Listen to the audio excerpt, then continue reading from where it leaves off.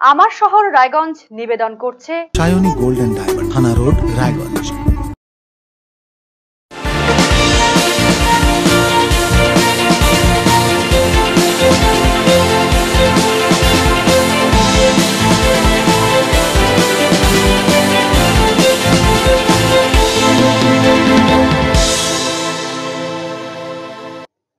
নমস্কার, আপনারা দেখছেন আরসিটিভি সংবাদ আমার শহর রায়গঞ্জ নিয়ে। আপনাদের সাথে আমি তুহিন। শুরুতেই নজর রাখবো যে গুরুত্বপূর্ণ খবরে। একের পর এক শোকজে জেরবার রায়গঞ্জ বিশ্ববিদ্যালয়। অতিথি অধ্যাপকদের পর এবারে বিদ্রোহী অশিক্ষক কর্মী তপন নাগকে শোকজ করল বিশ্ববিদ্যালয় কর্তৃপক্ষ। বিনা অনুমতিতে ক্যাম্পাসে অবৈধভাবে ধর্ণা এবং বিক্ষোভ প্রদর্শন, সংবাদ মাধ্যমে কর্তৃপক্ষের বিরুদ্ধে বিস্ফোরক বক্তব্য প্রদান সহ 3টি বিষয়ের উপরে ভিত্তি করে শোকজ করা হয়েছে তপন নাগকে। 7 দিনের মধ্যে তার কাছে শোকজের উত্তর চাওয়া হয়েছে। উপাচার্য ডক্টর দীপক কুমার রায় জানিয়েছেন, আইনিভাবে নিয়ম অনুসারে পদক্ষেপ গ্রহণ করা হয়েছে। শিক্ষাকর্মীদের একাংশ পুরনো স্টেট কমিটিকে পুনর্বহাল রাখার বিষয়ে দাবি জানিয়েছেন, কিন্তু সেই কমিটির বিরুদ্ধে বিস্তর অভিযোগ রয়েছে, তাই কমিটিকে বহাল রাখা সম্ভব নয়। নতুন কমিটির দায়িত্ব দেওয়া হয়েছে অধ্যাপক বরেন্দ্রনাথ গিরিকে। হ্যাঁ, বিশ্ববিদ্যালয়ে যেহেতু অনেকগুলো প্রবলেম অ্যারাইজ করেছে, সেজন্য আমরা বেশ কিছু পদক্ষেপ নিয়েছি এবং আইনি পদক্ষেপের মধ্য দিয়ে যাওয়ার চেষ্টা করছি। যেমন বিশ্ববিদ্যালয়ে যারা শিক্ষাকর্মী আছেন তারা একটা ডিমান্ড দিয়েছেন যে নন স্ট্যাটিউটারি কমিটি, যে স্টেট কমিটি রয়েছে, সেটাকে পুনর্বহাল রাখতে হবে। সুতরাং বেআইনি একটা কমিটিকে আমি এভাবে রাখতে পারি না। দ্বিতীয়ত, এই কমিটির বিরুদ্ধে অনেকগুলো অভিযোগ এসছে এবং দীর্ঘ 2 মাস ধরে আমি অবজার্ভ করছিলাম, বেশ কিছু অভিযোগ এসছে এবং টিচিং ফ্যাকাল্টির থেকেও অভিযোগ এসছে, নন টিচিংদের থেকেও অভিযোগ এসছে এবং আউটসাইডার বেশ কিছু গার্জিয়ানও আমাকে জানিয়েছেন সিকিউরিটি ম্যাটার নিয়ে। ফলে আমি সেগুলো আমার মতো করে দেখেছি, অবজার্ভ করে মনে হলো যে একটা নন স্ট্যাটিউটারি কমিটি আর বেশি দিন রাখা যায় না। সুতরাং কোনো একজন ভাইস চ্যান্সেলর সেটা করেছেন, তার মতো করে করেছেন, তার নিজস্ব চিন্তাভাবনার মধ্য দিয়ে করেছেন, সে নিয়ে আমি কিছু বলবো না। কিন্তু আমার মনে হয়েছে আমি বসার পরে যে এই নন স্ট্যাটিউটারি কমিটিটাকে রাখা যাবে না, কারণ অনেকগুলো সমস্যা, অনেকগুলো অভিযোগ উঠে এসছে। সেজন্য ভেঙে দিয়ে বরেন্দ্রনাথ গিরিকে অফিসিয়েটিং হিসাবে দায়িত্ব দেওয়া হয়েছে। অপরদিকে শোকজ ইস্যুতে পাল্টা সুর চড়িয়েছেন অশিক্ষক কর্মী তথা সারা বাংলা তৃণমূল শিক্ষা বন্ধু সমিতির জেলা সভাপতি তপন নাগ। তিনি ফের উপাচার্যকে তীব্রভাবে আক্রমণ শানিয়েছেন শনিবার। ক্ষমতার অপব্যবহার যদি কেউ করেন, জোর দেখান, আমি তো তার সাথে সেই আচরণটা করতে পারি না। আইনের পথে চলবে। আর উনি একটা পয়েন্টে দেখলাম লেখা আছে তার মধ্যে যে কেন পারমিশন না নিয়ে ভিসি স্যারের বিরুদ্ধে বাইট দেওয়া হলো। মানে আমি এখন তাহলে ভিসি স্যারকে অ্যাপ্লিকেশন করব যে ভিসি স্যার আপনার বিরুদ্ধে আমি মুখ খুলবো, আপনি আমাকে পারমিশন দেন। যে আজকে যখন ওনার সাথে দেখা করতে, কথা বলার সুযোগ না থাকে, তখন আমরা গণতান্ত্রিক পদ্ধতিতে শান্তিপূর্ণ আন্দোলন করলে অপরাধ হয়ে যায়। আমরা শান্তিপ্রিয়ভাবে গণতান্ত্রিক পদ্ধতিতে আমাদের কর্মচারী যে বঞ্চনা, কর্মচারীর বঞ্চনা, কর্মচারীর প্রতি অন্যায়, তার প্রতিবাদ করাতে আমাদের শোকজ করে দিচ্ছে। উনি এরাও বলছেন যে কেন বাইট দিচ্ছেন, উনি আমাদের নামে বাইট দিচ্ছেন এবং মিথ্যাচার করছেন। তাহলে তো আমাদের পাল্টা না বলে তো পাবলিক দেখছে যে আমরা একতরফা ভুল করছি। আমাকে ফাঁসানোর চেষ্টা চলছে, ওনাদের দল থেকে আমাকে ফাঁসানোর চেষ্টা চলছে। শোকজ করে আমাকে আটকানো যাবে না। নজর রাখবো পরবর্তী খবরে। বাইপাসের কাজে ঢিলেমি। রায়গঞ্জের সুভাষগঞ্জে রেল ক্রসিং এ ধীর গতিতে চলছে উড়াল পুলের কাজ। এই ঘটনার জেরে নিত্যদিন বাড়ছে দুর্ভোগ। একদিকে যানজট, অপরদিকে মাঝে মধ্যেই ঘটছে দুর্ঘটনা। কবে মিলবে সমাধান? মিলছে না কোনো উত্তর।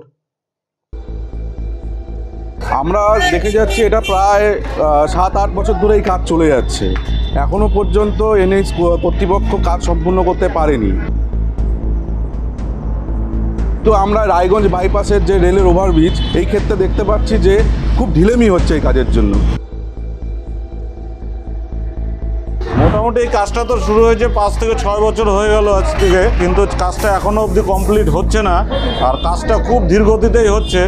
সামনেই লোকসভা ভোট, উন্নয়ন বনাম অনুন্নয়ন ইস্যুতে যখন সরগরম রায়গঞ্জ সহ উত্তর দিনাজপুর জেলা, এই পরিস্থিতিতে রায়গঞ্জে 4 লেন বাইপাসের কাজে ঢিলেমির অভিযোগে সরব হলেন সাধারণ মানুষ। রায়গঞ্জ ব্লকের রূপাহাট থেকে বারদুয়ারি পর্যন্ত তৈরি হচ্ছে 4 লেন বাইপাস। দুপাশে জোর কদমে চলছিল কাজ, যাকে ঘিরে একসময় আশায় বুক বাঁধছিলেন সাধারণ মানুষ।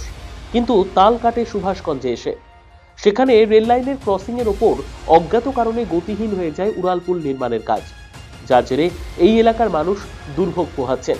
প্রসঙ্গত প্রায় 6 বছর ধরে এই বাইপাসের কাজ চলছে। সামনেই নির্বাচন, অনেকেই ভেবেছিলেন ভোটের আগে হয়তো কাজ শেষ হবে, কিন্তু ভাবাই সার, এখনো 20 পাও জলে সেই কাজ, যার জেরে তিতি বিরক্ত এলাকার সাধারণ মানুষ। আমরা কথা বলেছিলাম সাধারণ মানুষের সাথে, তারা বলছেন এই এলাকায় অনেকদিন থেকে কাজ একেবারেই ধীর গতিতে চলছে, যার জেরে এলাকায় বাড়ছে যানজট। বাইপাসের জন্য রোজ বহু গাড়ি এই পথে আসছে, আর এই জায়গায় এসে লাগছে ভিড়। মাঝে মধ্যেই দুর্ঘটনা ঘটে চলেছে। অবিলম্বে এই জটিলতা কাটিয়ে সমাধানের দাবি জানিয়েছেন এলাকার সাধারণ মানুষ। আমরা দেখে যাচ্ছি এটা প্রায় 7-8 বছর ধরে এই কাজ চলে যাচ্ছে। এখনও পর্যন্ত এনএইচ কর্তৃপক্ষ কাজ সম্পূর্ণ করতে পারেনি। আমরা এর আগে দেখেছিলাম যে আমাদের অভিজ্ঞতার থেকে যেটা বোঝায় যে এর আগে এনএইচ কর্তৃপক্ষ যে সমস্ত কাজ করে খুব দ্রুততার সাথে কাজ করে, কিন্তু আমরা রায়গঞ্জ বাইপাসের যে রেলের ওভারব্রিজ এই ক্ষেত্রে দেখতে পাচ্ছি যে খুব ঢিলেমি হচ্ছে এই কাজের জন্য। আর এই ঢিলেমির জন্য অনেক গাড়ি, অনেক কিছু অ্যাক্সিডেন্টের জোগাড় হচ্ছে। এবং আমরা দেখতে পাচ্ছি যে আমাদের যে রূপাহাট থেকে শুরু হয়ে বারদুয়ারি পর্যন্ত যেই রায়গঞ্জ বাইপাসটা যে চালু হয়েছে, মাঝে মাঝে অ্যাক্সিডেন্টও ঘটছে। আমরা চাই এনএইচ কর্তৃপক্ষের কাছে করজোড়ে একটা আবেদন, যেটা এই ওভারব্রিজের যে রেলের যে ওভারব্রিজটা হচ্ছে, এই ব্রিজটা যেন খুব দ্রুততার সাথে চালু হোক, এই দাবি আমরা রাখছি গ্রামবাসী হিসাবে। মোটামুটি এই কাজটা তো শুরু হয়েছে 5 থেকে 6 বছর হয়ে গেল আজ থেকে, কিন্তু কাজটা এখনও অবধি কমপ্লিট হচ্ছে না। আর কাজটা খুব ধীর গতিতেই হচ্ছে, কারণ আমাদের এই ছোটো ছোটো শহরগুলোর মধ্যে খুব গ্যাঞ্জাম বাড়ছে, যার জন্য ওই ফ্লাইওভারে আশা করে সবাই আসতেছে, কিন্তু রেল লাইনের উপর দিয়ে যেহেতু ফ্লাইওভারটা হচ্ছে না, যার জন্য সব বাইপাস দিয়ে গাড়িগুলো আসতেছে। আমাদের ছোট শহরে খুব গ্যাঞ্জাম হচ্ছে, অ্যাক্সিডেন্ট হচ্ছে। ডিলেমির কারণ আমি যেটা শুনছি, ইনাদের বলে স্টাফ যাদের যতটুকু কাজ তারা অতটুকুভাবেই কাজ করে সরে যাচ্ছেন। তাড়াতাড়ি হলে পরে আমাদের এই দিক দিয়ে যেসব বড় বড় গাড়িগুলো যেগুলো আসার কথা না, সেই সব গাড়িগুলো আমাদের এইসব সাইড দিয়ে ঢুকে যাচ্ছে, রাস্তা গ্যাঞ্জাম হয়ে যাচ্ছে। আমাদের ব্যবসায়ীদের একটু অসুবিধা হচ্ছে।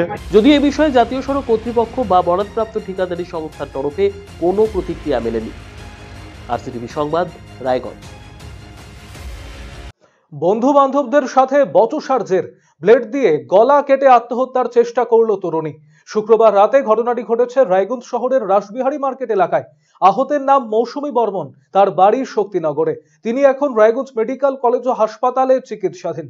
তার জামাইবাবু শঙ্কর মণ্ডল জানিয়েছেন, মৌসুমীর ফোন পেয়ে তারা ঘটনাস্থলে যান।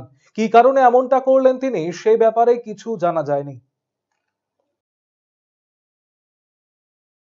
এখানে এসেছি, আমার শালি বন্ধুদের সাথে নিজেই লড়াই করে গলায় ব্লেড দিয়ে পোজ দিচ্ছে, মানে ঝগড়া অশান্তি করে নিজেদের মধ্যেই রাগারাগি করে। আপনারা কি শুনে আসলেন? আমরা শুনে এসেছি, আমার শালি আমাকে ফোন করেছিল, ফোন পেয়ে আমরা এসেছি। কি বলে? তো আমাদেরকে বললো আর আমাকে দেখতে পাবি না, আমি গলা কেটে নিয়েছি। কেন কিছু বলেছে? তো অনেকবার জিজ্ঞেস করেছি কেন, কিসের জন্য, এসব বৃত্তান্ত আমাদেরকেও কিছুই বলেনি। এখানেও ম্যামরা অনেকবার জিজ্ঞেস করলো, কিছুই বলেনি, শুধু বললো আমি নিজেই কেটেছি। সেই কারণে আমরা আবার ডিসচার্জ ওখান থেকে নিয়ে এসে ভর্তি করেছি। কোথায় ছিল? এই আমি তো রাসবিহারী মাঠের পাশেই ছিল। ওইখান থেকে আমরা টোটোতে করে নিয়ে এসে ডিসচার্জ করে ভর্তি করেছি। কি অবস্থা এখন? দিদিরা দেখছে, কিছু লিখেছে ওষুধপত্র, সেগুলো দিদিরা দিচ্ছে, দেখি এখন। কোথায় গিয়েছিল? ওইখানে বান্ধবীর বাড়িতে গেছিল। এমনি কি করে?